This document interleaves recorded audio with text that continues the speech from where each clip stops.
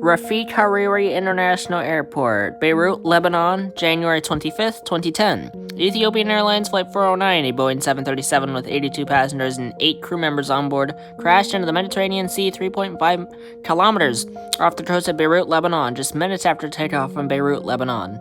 Sadly, all 90 people on board are killed on impact with the Mediterranean Sea.